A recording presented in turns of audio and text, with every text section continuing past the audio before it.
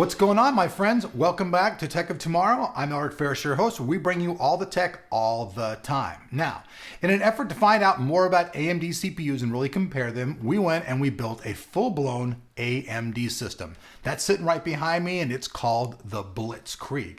Now, this thing's pretty cool. You guys can see it all comes in the brand new Thermaltake Level 10 GT, their military green case. This is all on the outside. This thing's actually a pretty cool system. We've done slight mods to it. Now, I know some people, when you watch the video, you're gonna comment and say, oh, terrible cable management. It's like, I'm gonna be completely honest with you. You can see the side of the case is on here, right? Well, this is how it's gonna be.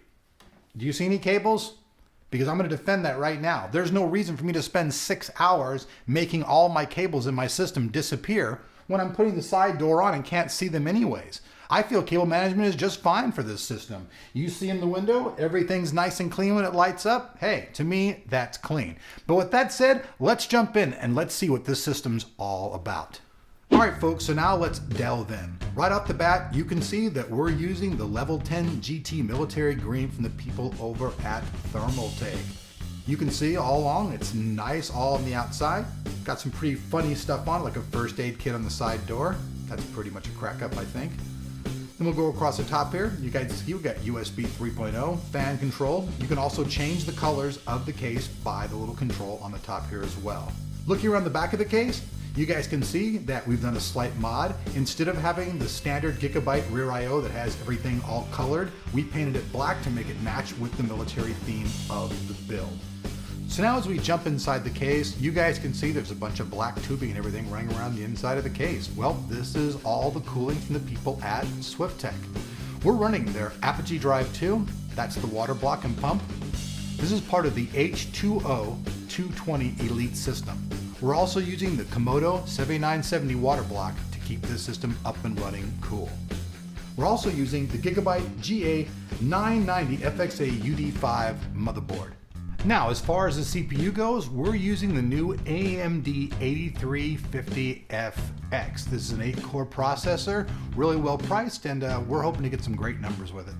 We're running 16 gigabytes of the Kingston 2133 HyperX Beast memory. The video card, even though you can't see it, it's a reference XFX 7970 3GB card being cooled off by the Komodo. The power supply is also from Thermaltake. It's the 750 watt Evo Blue 2.0. At the very top of the case, you can see that we've mounted the Swiftech radiator. The only custom mod that we really had to do on this particular part was drill a fill hole on the top.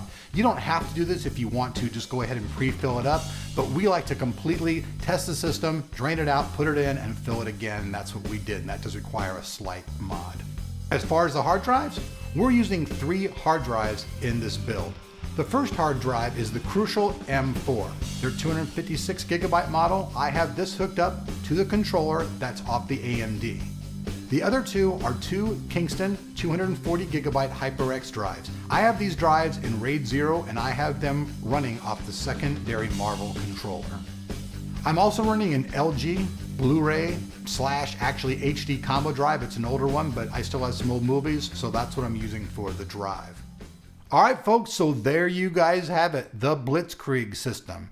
Like usual, I know a lot of people always like to leave cable management comments. I addressed that in the intro, and you guys can see once I have the door closed, you cannot see any of that, so why even complain at all? Beyond that, I'm very happy with this system. I've installed Windows 8 on it, and I've got to tell you, this thing has been playing every game I've thrown at it with butter. I'm going to be bringing you guys a series of videos as I play on this machine, game on this machine, and then compare it against the Intel product to see if there actually is any difference at all in true gaming.